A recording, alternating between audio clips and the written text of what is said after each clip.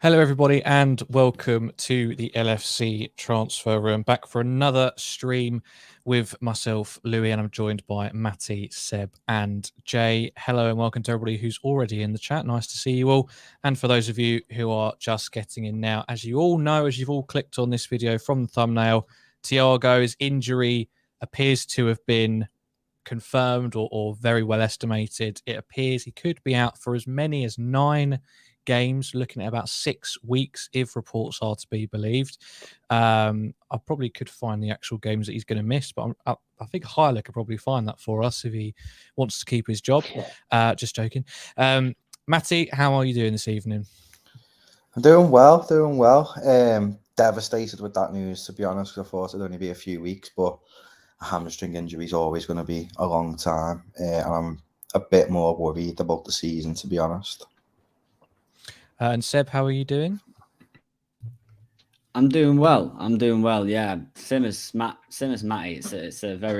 It's gutting to hear, especially if it is out. He's out for the 6 full weeks or more. It begs the question: who's going to play? There's going to be, I reckon, a lot of changes. A lot of people who are going to need to really step up. So it's going to be an interesting couple of weeks to see how we progress and what Jürgen decides to do. Yeah, we'll get into that for sure. Jay, how are you doing? All good, mate. Same as the boys, obviously. It's disappointing. Thiago's out for so long. I think he's one of them players that when someone slips in for him, the level isn't the same. So like when Trent's out, obviously, level's not the same. Alisson's like that. Salah, and now obviously Thiago. So yeah, it's disappointing. Hello to everybody who is in the live chat. Thank you very much for joining us as we get into this. Please do make sure that you are liking the video and subscribing to the channel as well. It massively helps us out. Matty, are we surprised about this injury? I know some of our players have had a better record last season with, Dr. Schlumberger. I love saying that name. He's obviously helped out, but is this Thiago injury? Would you call it a surprise, or should we have been expecting it at some point? It's definitely not a surprise. I've just been in the middle doing an article, and to be honest, he's missed 44 games since he signed for us in 2 years, which is, in my opinion, a lot of people slag Genie off, but in my opinion, the best form you can have is availability, being fit and being available for the side. And when Thiago's fit, he's easily Liverpool's best midfielder, but it's worrying, and we knew this before we signed him. And I don't think Thiago was brought in to play a 38-game season. He was brought in to probably play a game, miss a game, play a game, miss a game. And because our depth's so rubbish, he's having to play all the time. So because of that, it doesn't surprise me him being injured, to be honest. Yeah, I mean, you stole the exact stat I was going to read out as well. So that's completely put me on the back foot for this one. But Seb, coming to you as well, it's something that, do you think the management should have foreseen this? I think one of our team is looking into our midfielders and their stats. I mean, there's not really anybody similar to Thiago out on the market, particularly, but this is only going to feed into people's anger about not signing a midfielder, isn't it? Oh, without a doubt, yeah, without a shadow of a doubt. You'd think maybe they had a lot more hope for some of the youngsters, Curtis, Harvey Elliott, and more hope for the fitness and availability of Naby Keita. Maybe that's something that Jürgen is looking at this season and thinking, this is the season he kicks on. This is the season he plays at least more than 25, 30 games for us and is consistent and doesn't keep getting injured. Maybe this is the year that he finally steps up. But it just every season we've been saying the same thing, so it doesn't seem to be happening. It is gutting. It's certainly an opportunity for those other guys to really step up and take his spot by the balls and just go, right, this is my spot. When Thiago comes back, you've got to earn your place. You're not just going to slide right in. But that's it's big pressure to put on anybody's shoulders in that midfield.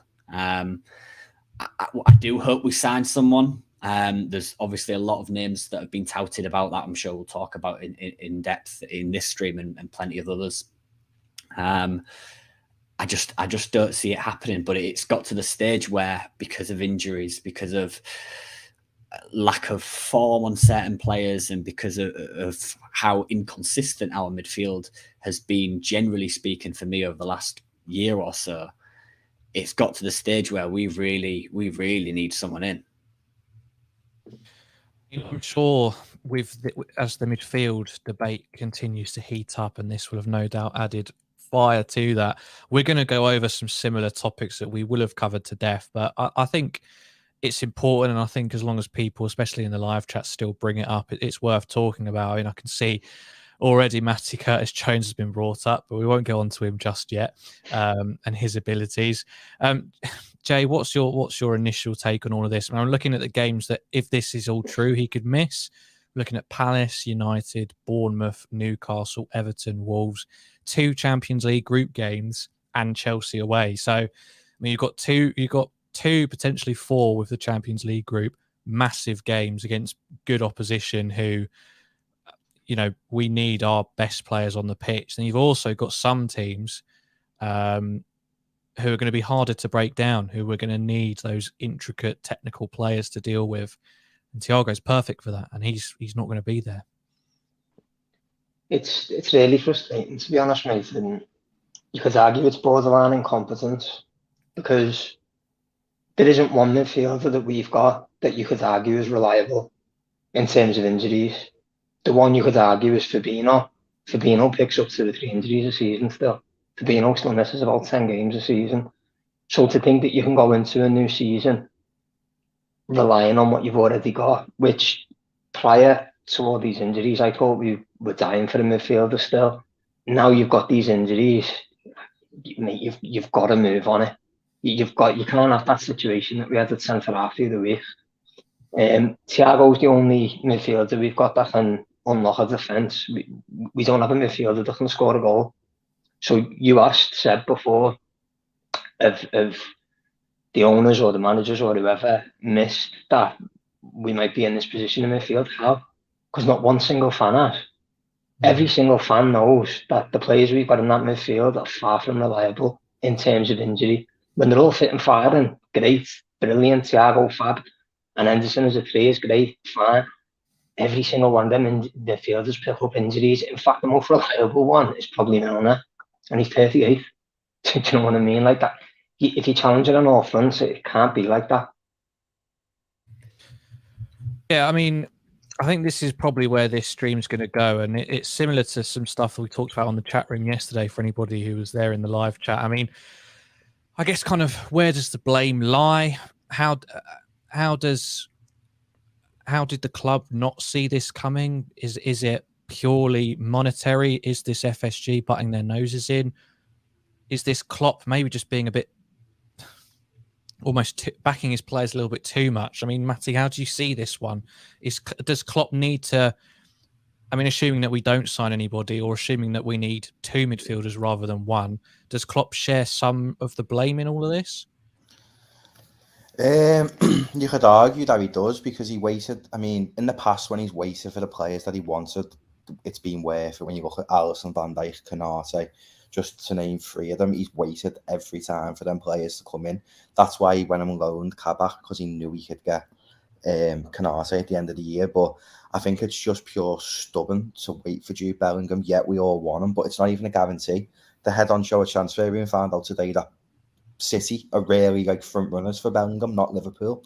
So if they go and get Bellingham, then what? Like we've been meant to have been waiting next summer for Bellingham, because he could end up at Manchester City. So it's a proper risk, and there's players out there like Everton have just got Onana. He'd walk into our midfield at the minute. He'd walk into it as he went to Everton. So I think it is a little bit of stupidity from Klopp as well, because I strongly believe if he wanted someone, we'd get him, because whenever he's wanted people in the past, FSG have went and bought them. But I don't really know, because we were promised this summer was going to be a big summer. Yet we've got Darwin Núñez with the outgoings paid for that.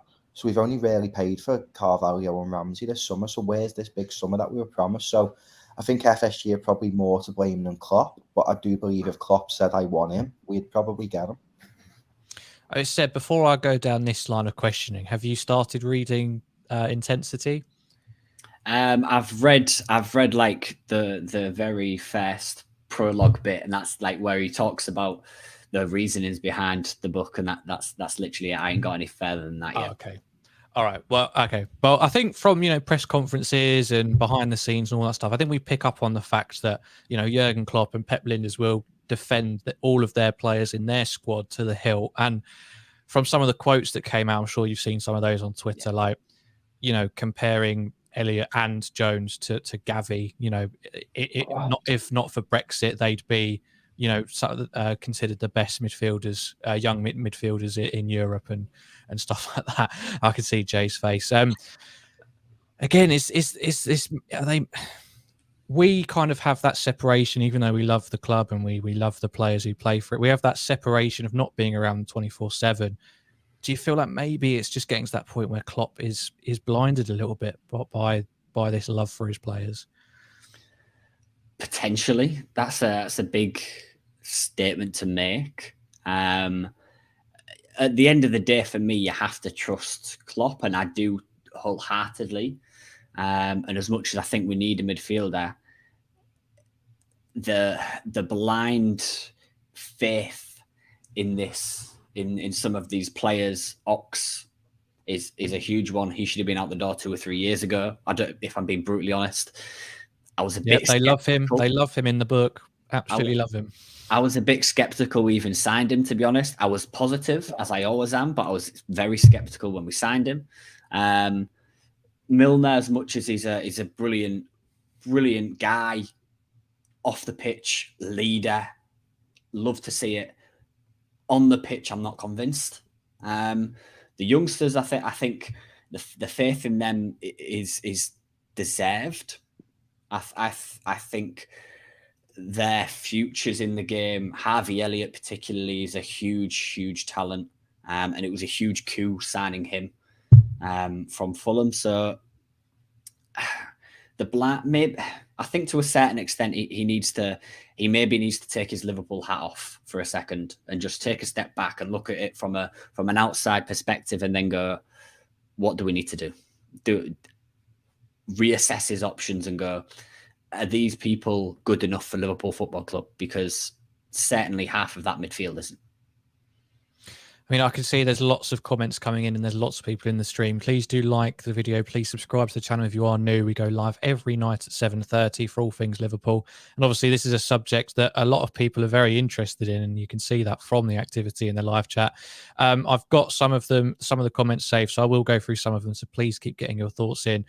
Jay Christian says, I feel like the plan this season was to ease the youngsters into the squad, but this injury might have changed that plan or damaged it. And then following on from that, Lipok says, an unpopular opinion, we don't need any more signings. Elliott, Jones and Carvalho will step up. Now, I think I know your answer to this, but do you feel like they are ready for that with the Thiago injury in mind? The thing about blooding youngsters is you can't do it all at once. It has to be one at a time. If you put one young player in with your starting 11, your strongest, and you put one youth in, it's much easier for that youth to succeed, because you can lean on the other players who are more experienced and better. If you're throwing 2 or 3 in at once, you can make a great player look poor because it's too much too soon. And the other players aren't embedded into that system properly, because obviously they only play every now and then. But I've got to be honest, like the blowing smoke up Ox's arse, it baffles me. It absolutely baffles me. Like, I'd rather any kid, I'd rather Bajcetic play than Oxlade-Chamberlain. I'd rather Bajcetic play than Naby Keita, and I know that a lot of people like Naby Keita. I have no idea why he's still at this club. I've got no clue, mate, why he's still here. I really don't. He must be laughing the changes. That's about it. That's the only thing I can think why they keep him. Because, I'd take 20 million for him now, today. Prajith has said that the Thiago injury has created chaos, which is expected. A good thing is that there is still an opportunity to buy a new midfielder as the window isn't shut. I mean, is that a little bit of a godsend, Matty? Yeah. It's a godsend that week. I can't see Liverpool buying anyone this window. Jurgen Klopp said we're done. I mean, I know he said that the year we got Thiago and we got him late in the window, but with Keita now being back available this week, I think Liverpool look at that in a sense of we've got Keita, Henderson and Fabinho. And us as fans know that probably isn't going to be the best midfield in the league. I think Liverpool look at that thinking we've got options there, and Klopp has said that he wants to blood youngsters in this year and give them that chance, but I think it's suicide if you want to go and win the league. You can't go into a season with the midfield we've got and expect a challenge, especially when you look at City's midfield. I mean, if they lose Bernardo Silva, it'd be interesting to see who they bring in, but at this moment in time, they've got Kevin De Bruyne, Rodri and Bernardo Silva and Calvin Phillips as backup, and our backup options is a kid who's never played in the Premier League before, a kid who was out all season with injury, and a kid who really hasn't got going just yet. It's mad. Anissa says, come to the conclusion that we might have to use Thiago as a luxury player. I really think we should get someone who can play ahead of him and only use him against the best opposition, like what Bayern did. I think that's a pretty interesting take, Tino. What do you think of that? I mean, it's a smart move. Is this the point where all the fans who are ripping into Gini Wijnaldum being consistent regret now ripping into Gini Wijnaldum for being available like every single game? Is that someone of that ilk you need to bring in to allow yourself to dive to sort of change the way we play and sort of bring in a player like Thiago when you need him? Is that something that I know it's something I regret? I kind of wish Gini had stayed. Just in hindsight, I think it's a fair comment. If I'm being brutally honest, I don't see anybody good enough who can come in at present instantly, whether it's a stopgap as people keep referring to, or whether it's long term. I don't see anybody good enough, barring maybe Nunes, who's been linked a lot, that will come in and instantly make an impact, because we need someone of that ilk, someone who can instantly come in and challenge and dominate that midfield, because of the lack of kahunas we've got in that midfield. Fabinho is a phenomenal player, a brilliant player, but he's the only person in that midfield who I look at when Thiago's not there, who I look at and think, brilliant, we're safe with him. Anybody else I don't trust, even some of the youngsters, but that's, again, due to inexperience. I don't trust Henderson, if I'm being brutally honest. I've drastically changed my mind about him. So yeah, we're kind of stuck in a rut at the moment as fans, and I think as a club we're stuck in a rut, because you look at some of the guys who are linked. Brozovic, 29 years old, no way we're spending an absolute crap ton on him. Thomas Souček, who was signed, West Ham ain't selling him at all, and I don't think he's Thomas Souček. I don't think he's the right player. I don't see anybody else barring Nunes coming in and instantly making an impact. And for me, I think he's too expensive for what we'd want him for. I mean, something else that I've seen a little bit around the place, Jay, is that maybe Klopp is just a bit too happy to be the underdog, and he's almost in a way thrusting this upon himself. Like, he's almost a sadomasochist. Like, he loves the idea of being against the odds, which is great, and in many ways does fit into like Liverpool's identity and overcoming those odds. But you know, if you've got the tools, or you've got the ability to buy the tools to get yourself out of that, you've got to take them. But I mean, do you agree with that notion that maybe he is a bit too happy to be an underdog? No, because don't get me wrong, everyone loves an underdog story. That I do. I love the fact that we've won things when not expected to. But let's be brutally honest, if we'd have brought a midfielder in this season, would we then be favourites for the league? Or would we not still be the underdog anyway? I don't think his signing a midfielder made us automatic favourites. Even if we got Bellingham that everyone's raving about, he's still 19, never played in the Prem, completely different dynamic way of playing. It doesn't mean Bellingham comes in and Liverpool blitz the league. Footy doesn't work like that. In an ideal world it does, but that's not how real football works. So, No, I disagree with that because, like I say, even if we signed a midfielder, that automatically make us favourites for the Premier League. They've just signed Erling Haaland, who's arguably the best young striker in the world. So even if we'd have brought a midfielder in, which I still 100% think we do, I don't think that makes Liverpool favourites for the league still. So no, I don't think you could go with that notion. Yeah. Fair enough. I mean, Matty, I see you agreeing as well. But I mean, a lot of people have said we needed 2 midfielders, maybe. Maybe that's asking for too much. But I get what Jay's saying completely. One midfielder doesn't radically change our position this season, especially a youngster like Bellingham. But I guess what I imagine the people who say this, their point is that there's no real logical reason for him to not go out and buy a new midfielder. It almost feels like it's self-imposed.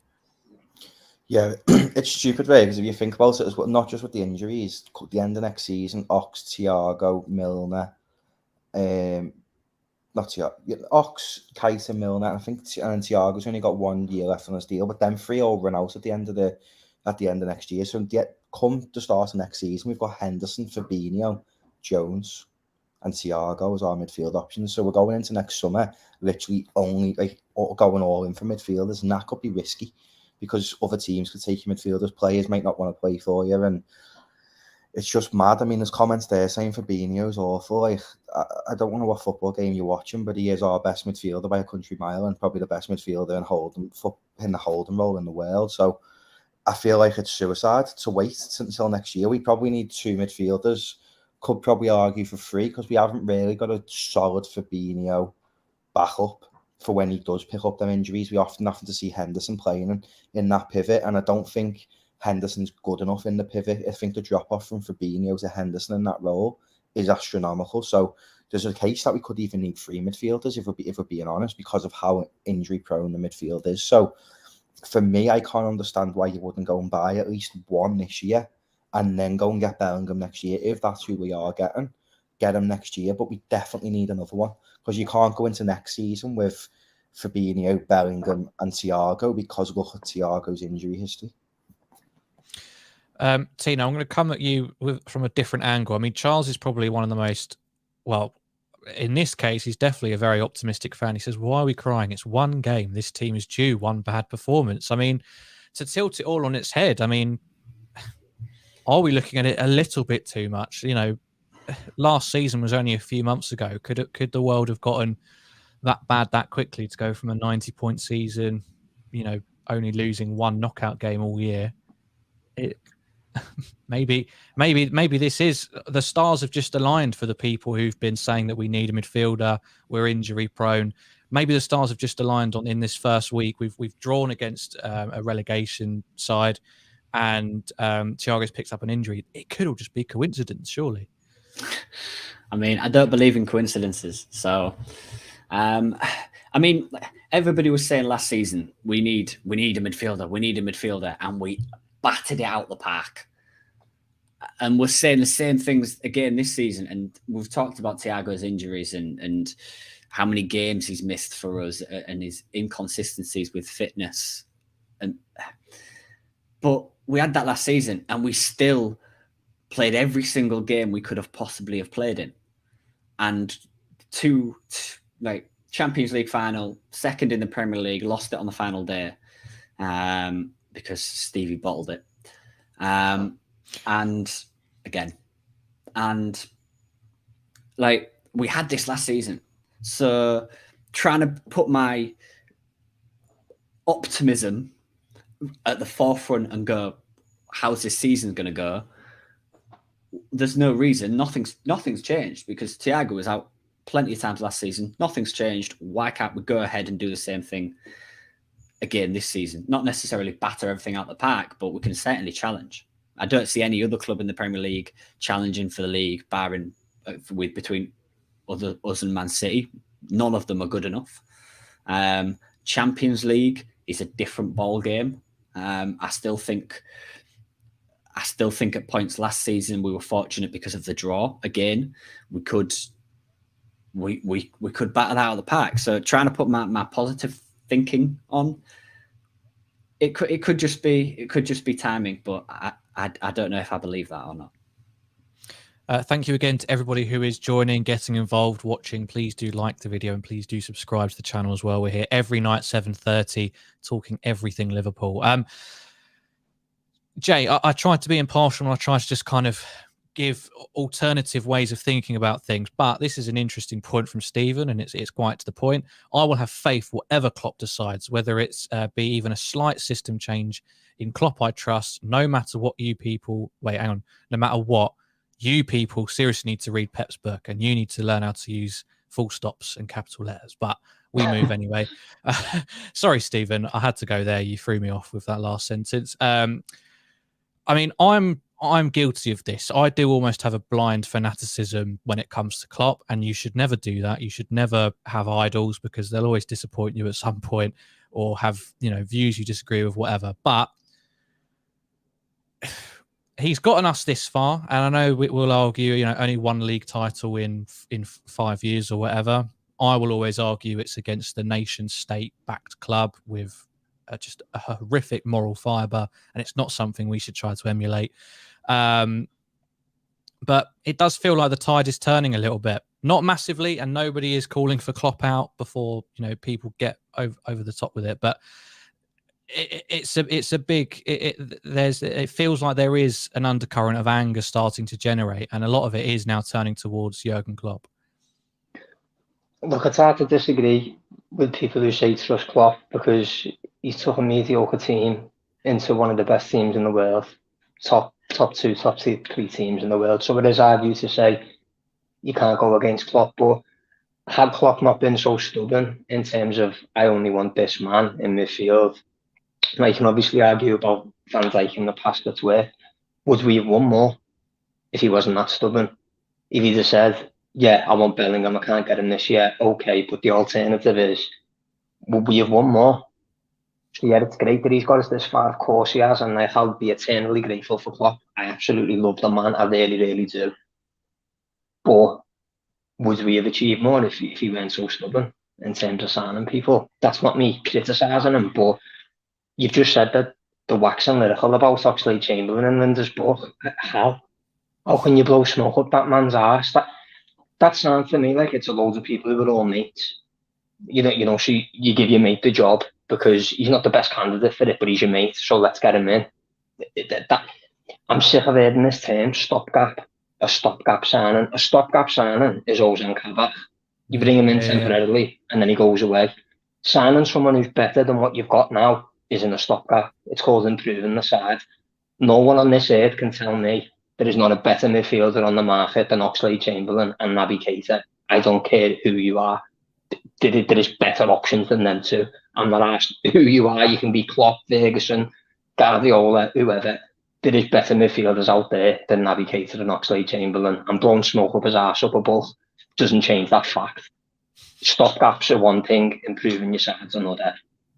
It's not the same thing, so I want to stop hearing this balls of stopgap. It does me head in. I think that's an interesting point, Matty, that Jay brings up about stopgaps. It's absolutely right. I mean, signing a defender in January, at the back end of January, because your 3 senior centre-backs are out for the season, essentially, is very, very different to being still in the summer window, having quite a large midfield, but, maybe lacking quality, and having 3 weeks to find a new target and go out and put in a decent bid to buy someone who could absolutely improve the midfield. It's a very stark contrast, isn't it? Yeah, and we were linked to Tchouaméni at the start of the window, and I strongly believe we would have got him had he not went to Real Madrid for about 60 odd million. So where's that money? Why can't we use that to go and get Núñez? It's well known and well reported that Liverpool's scouting department has identified him as someone who could make an impact in the side. Why aren't we going to get him? The money was there for Tchouaméni, so why is it not there for Núñez? It just makes no sense. And when we had the centre-back crisis and we went and got Ben Davies and Kabak as stopgaps, like you said, in this summer window, we've had the whole summer window to address this midfield. It's been no secret for the past year, 2 years, that Liverpool needed a midfielder. And yeah, Darwin Núñez is a fantastic sign. He's going to be amazing for us. He's going to bag loads of goals. But for me, I would have rather not got Núñez if it meant we didn't get a midfielder. Because you can have the best attack and the best defence in the world. But if you know football, a midfield wins your games. A midfield where the game's won and lost. If you have a poor midfield, your chances are you're not going to have a successful game. Look at that Champions League final the other week as a prime example. Real Madrid won that game in midfield because Kroos and Modric and stuff was just far superior than the Liverpool midfield. We identified that and knew we needed a midfielder. We wanted Tchouaméni. He went to Real Madrid. Why was there no plan B? Why is it just, okay, then we'll wait till next year to go and bring someone in? It's mad. I just don't understand why you'd do it. I mean, I know Curtis Jones is very, very highly rated by Liverpool's coaching department, but you can't expect a 21-year-old lad to go and win you the Premier League and Champions League. It's impossible.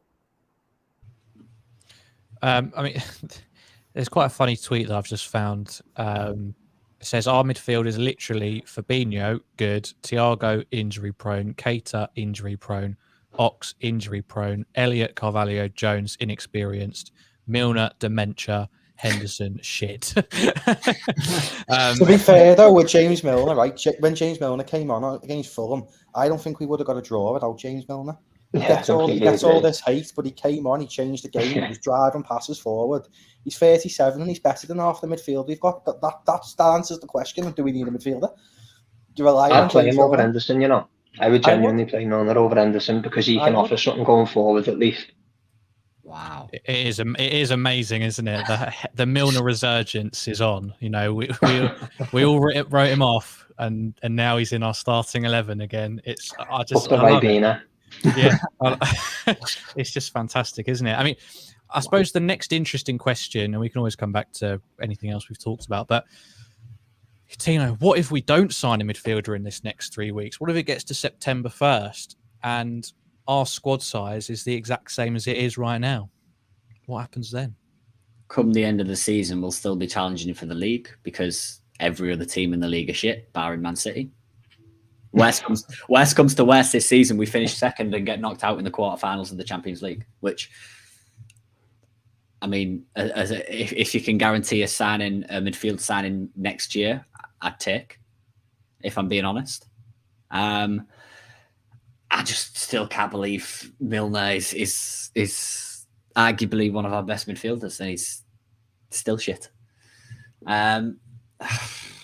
Yeah, I don't know. This season, no matter what we do, is still going to be looked at as a development season, as a season where we try and transition into something new. Is this where Klopp, like they've talked about Núñez coming in and going to the 4-2-3-1 and how defensively we set up in a certain way and how offensively we set up in a certain way and how we can maybe transition into that formation as best we can this season. Is this because of Núñez coming in, or is this because our midfield is shit? I would like to see a midfielder come in.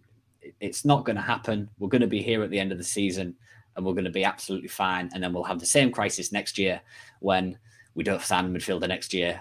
I'm just shocked that we're considering giving Naby Keita a new contract. I'm genuinely shocked. I don't know how on earth injury prone, not good enough, shows it in like 3 or 4 games a season, and then just is in the back office playing on the PlayStation all seat for the rest of the season. He's really good, let's give him a new contract. Like, what? How on earth is Naby Keita, Alex Oxlade-Chamberlain getting anywhere near this squad given how injury prone they are? I would say the same about. Sorry, go on. Jump in. I was going to say with Keita's contract, I think that's purely to protect his value. Because if we don't give him it, he goes for free at the end of next year, and you could probably still get 20-25 million for Keita. I don't think his contract's for him to stay. I think it's just so we get a transfer fee for him. I still don't think that's good enough. There you are, out the door. I get financially that makes sense. I understand that, and that's what the club has got to try and consider. But like, just get lost. Just go. You're not good enough to play for Liverpool Football Club. I don't care if you've shown flashes, and I was one of his biggest supporters when he first came in. And the first couple of years, it was just it was injuries here and there. And I tweeted and I did articles and stuff saying how amazing, how much of a big season it was. But we've said that every year. Just get rid, just go. That's for me. It's time we are ruthless with this squad, with not just the midfield. It is time we sit there, take our Liverpool tinted glasses off and go, right, you're not good enough. You're not good enough. You're not good enough. Let's actually bring in some quality so we can actually properly challenge. I get we've had the underdog story every single year with Man City and with the Champions League, but it's I'm fed up. We lose one game, we draw one game, and we lose the league. That's like we draw against Fulham, and now every Liverpool fan in the history of Liverpool fans are now going like, well, that's the league lost. Like, I'm fed up of being the underdogs. Can we just, for once, go out and sign someone of quality when we want to sign them and not wait to get them? We'll still win the league and Champions League. We will. Ran it over. Let's put that on a poll. Will we win the Premier League and Champions League this year? Jay, I mean, coming off the back of that, similar question to you. I mean, if we don't sign midfielder, if they decide not to go for one, which at the moment there's not much noise that we're actively looking at anybody. I mean, is it just pure pettiness at that point? If everything that's gone on, we still don't go and sign one? We've sort of made it up for our own back now anyway, lad, because if we're saying, oh, there's no one available on the market except for the stopgap, well, if you go and sign someone now, he's a stopgap, because you're only doing it because of the injuries. Because if you're not doing it purely because of injuries, you'd have signed him anyway. So you've sort of made yourself look like a bit of a tit. Essentially, you're saying there's no one available on the market. Now you've got an injury. All of a sudden there is someone available on the market. That is good enough. That player's still here now and was here before the injury. So I think you might have had a point before where Klopp likes to sort of say, we've won it with what we've got, without spending this and that and all the hard times we've had enough, what we've still accomplished, which is great. But I've said to you loads of times about Tielemans. He's 35 million, he plays every single game. I'm not saying he's the best midfielder out there, but for 35 million, his age, his reliability, Prem experience, scores goals from midfield, which we don't have. It's a no-brainer. It's an absolute no-brainer. 35 million for a proven Belgian international who's been in the Premier League 3-4 years. And you're telling me Klopp won't make him better? He's already a good player. He's only going to improve under Klopp. So this nonsense about, oh, there's no one available, it is rubbish. It is rubbish. And I'm sick of people defending Keita like, oh, Keita will come good. He's been here 4 years. That's like your wife cheating on you for 4 years and you're like, oh, she'll stop the next time. She'll stop the next time. No, she won't, mate. The kid isn't even yours. So can't deal with Keita fans. Matty Liphook says, remember these conversations next week, next month, next season when we've walked the league without signing someone. I mean, I think that's a great attitude to have, and it's very positive and it's very, get behind the team, etc. But I feel like it's a bit shit that's the ceiling that we have to reach in order to shut down these arguments. So, because you just know anytime we lose a game, draw a game, get knocked out of a competition, no matter what the reason actually is, it's going to be because we didn't sign a midfielder, isn't it? If we miss out on the league, no matter if it's because Nunes didn't show up or Salah's had a crap season, it will be because we didn't sign a midfielder. Even if all the midfielders turn up for the rest of the season and play great, we've backed ourselves into a corner a little bit. I'm not saying you go out and sign someone to please the fans or to get the fans off your back. That's not a good transfer strategy. But it makes it a little bit easier when you take that out of the equation, give us what we want, kind of, and at the same time improve the squad as well. Yeah, I think that was it last season, wasn't it? Like, we went into the season with the same midfield, and when we didn't win the league, everyone was saying, oh, it's because we didn't sign a midfielder, but they weren't praising the fact that Liverpool were 20 points behind and clawed that back. I think Liverpool will still win the league this year purely because Bernardo Silva's leaving Manchester City. That's a massive, massive loss for them. So I think, can this midfield carry Liverpool to the league? Of course it can, because it done it a few years ago. It's got winners to Champions League with the exception of Kris and Thiago. Like, the core of Henderson and Fabinho and stuff has won us everything. So I do think we could still win the league. And do you know what, though? I hope we do win it, just so all these people on Twitter now who think they know better than Klopp can be like, well, here we go. We won the league with James Milner again. Like, I do think it's possible. And this Liverpool side never fails to amaze all of us as fans. We got to a Champions League final last year with this midfield, this same injury-prone midfield. We 1 point off a league with the same injury-prone midfield. And I want a midfielder as much as the next fan. But if we go into the season without a midfielder signing, do I still think we can win the league? Of course I do, because I wouldn't. Football would be very boring if you didn't believe your team could win every year. And I just remember the Hodgson days when we were playing players like Poulsen and Voronin and all shambles like that. And then I look at this side and think it's not going to last forever, so just enjoy it. But it'd be nice to get a midfielder. But I do think Liverpool still win the league. But if we don't win the league, yeah, it'll straight away be because we didn't sign a midfielder, that, which is sad. Yeah, I mean, another good point, Tino, from Hyla, who's always quite level-headed, says, try to learn the difference between Liverpool, who don't sign a player till they know the player's DNA and their grandfather, to Man United, who have signed Rabiot and his mother. Again, this comes back to there's almost no there's no right way the club can deal with this now. If they now go in for a midfielder, it's going to be slightly on the back foot. You know, we're going to get priced ridiculously. It's going to be a little bit of a desperation signing. And if we don't, we're missing out on improving the squad, and we're going into it with, you know, a lot of injury-prone players. So again, it's quite a tough situation for the club to try and navigate now. Yeah, without a doubt, it's a very difficult situation to be in. I do think, with regards to the midfield, I think what a lot of people miss is these guys are getting older. These guys are getting older and older and older. And at some point, we need to be ruthless. At some point, we need to say and sit here and go, right, who's long-term for Henderson, who's long-term for Fabinho, who's long-term for Milner, even though he's 700 years old. Like, at some point, whether it's this summer, next summer, or the season after, at some point, we need to start planning and actually go out and actually go in on those plans. Actually say, right, we want Bellingham for Hendo's role. Let's get him. Let's get him this summer, and let's go all out. Is it this summer? Is it next summer? We've been saying it for the last year, 2 years.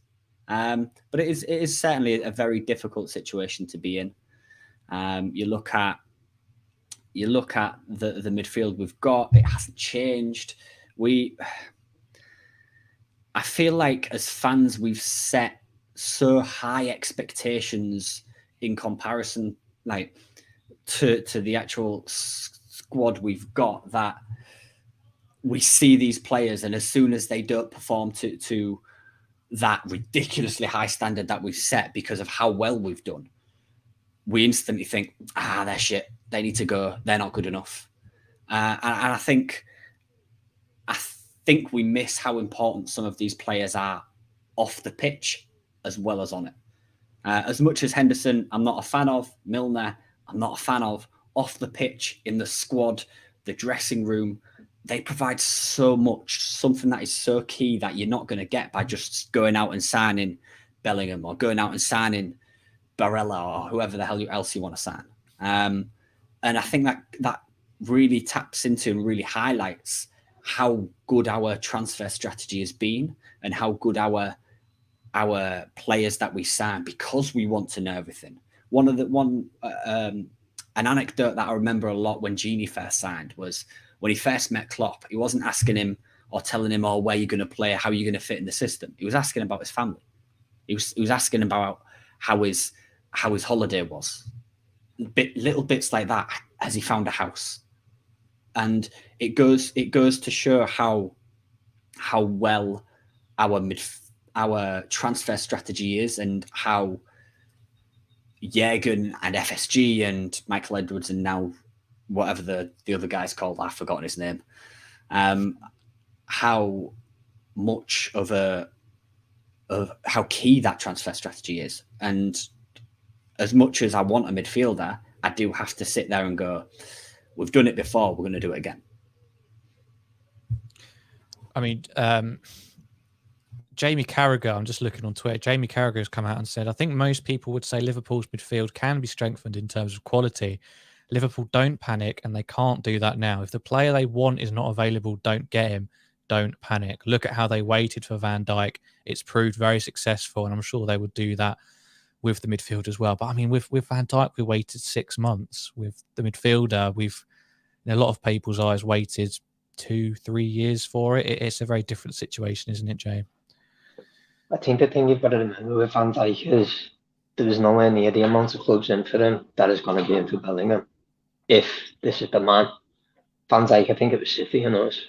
That was it. They were his options. He either went to City or he went to Liverpool.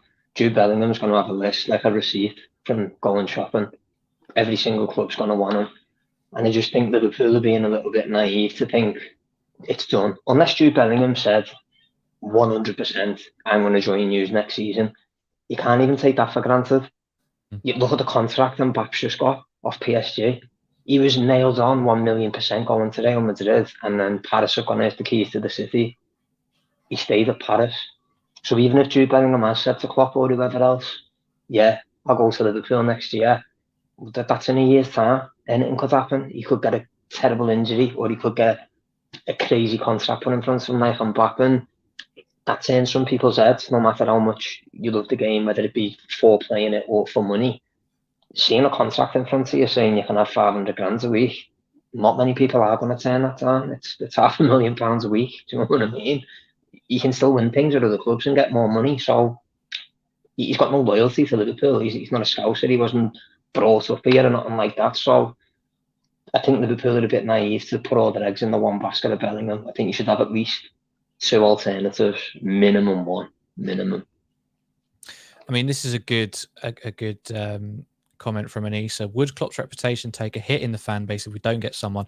He did say we would dip into the market if someone wanted to leave or there were injuries who would be caught in a lie. I mean, yeah, I think everyone not nodding their heads, shaking their heads, that's it, on this one. I mean, Klopp's reputation, I think, would remain pretty much intact, wouldn't it? But he did say that before the Thiago injury. He said, unless we get an injury, we probably won't. But if we do, we probably will.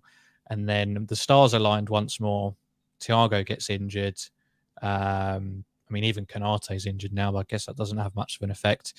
And now he came straight out after the game and said, look, I know what you guys are all going to say, but I'm still pretty chilled out about the whole situation. I mean, Matty, he is almost making excuses at this point. I mean, what could possibly be the real reason behind it? Like, we're not asking for a lot, and you have got to be a little bit ruthless to have success. If it means cutting off Oxlade-Chamberlain once and for all, then so bloody be it. You know, there are people out there we could get in. Yeah, to be honest with you, Klopp could go, not go and buy anyone for the next 5 years, and he'd still be. I'd tuck him in to bed if I walked in. He was with my missus. Honestly, he is the best thing that's ever happened to the Liverpool Football Club in my lifetime. He's the modern day great manager. He brought us to the Premier League. He's won us everything in 7 years. It took Fergie 22 years to do that. So I don't know why he's so stubborn over not getting a midfielder, but it definitely wouldn't dampen his reputation. For myself personally, he's the best thing that's ever happened to Liverpool, and he will continue to be. Once he leaves, he'll get a statue. He's in the same breath as Shankly and Paisley in my eyes. Yeah, he hasn't won as much as them, but the impact he's had on this club.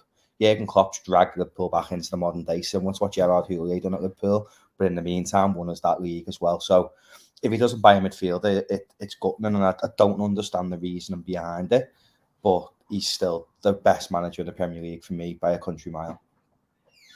Lipok says, instead of this being an echo chamber, why don't you bring up some points on why we don't need a signing? Well, I have done that. I've said, could the youngsters do a job? Do we just trust Klopp on his words? You know, can Keita revive his career, etc.?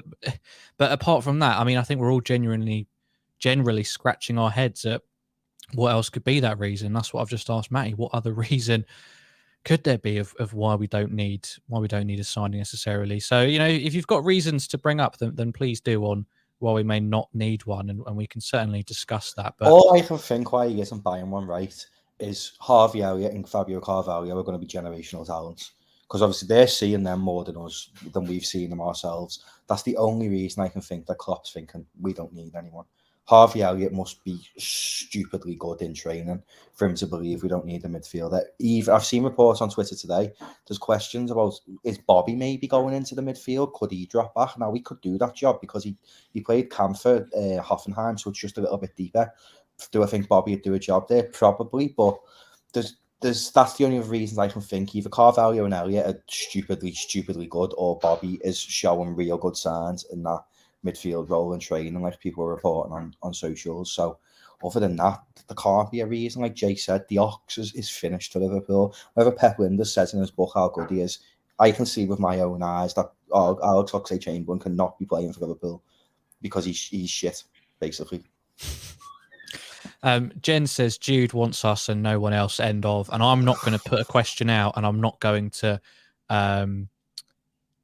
give an alternative side to that. So I can see Jen in the chat was starting to boil and bubble. So I'm gonna just put it on the screen and say, and nod my head and say we're all in agreement on that one.